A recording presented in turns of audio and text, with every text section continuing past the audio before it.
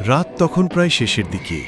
ঢাকা থেকে চট্টগ্রামগামী শেষ ট্রেনটা ছেড়ে দেওয়ার প্রস্তুতি নিচ্ছিল।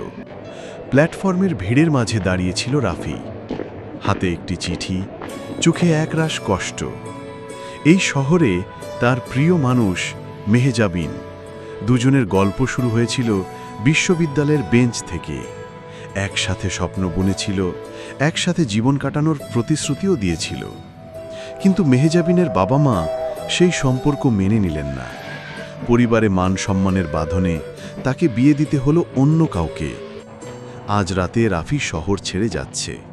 শেষবার মেহজাবিনের সাথে দেখা হবে কিনা সে জানত না।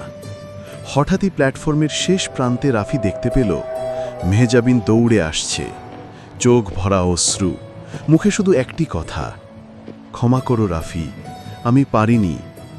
রাফি কোনো কথা বলল না, শুধু চিঠিটা বাড়িয়ে দিল তার দিকে। ট্রেন বাঁশি বাজিয়ে ছেড়ে দিল। চিঠির ভেতরে লেখা ছিল, আমি তোমাকে দোষ দিই না, তুমি সুখে থেকো। যদি কোনোদিন আকাশের দিকে তাকাও, মনে করো আমিও তোমার জন্য প্রার্থনা করছি। মেহজাবিন ভেঙে পড়ল অশ্রুতে, আর ট্রেনের আলো মিলিয়ে গেল দূর আকাশে।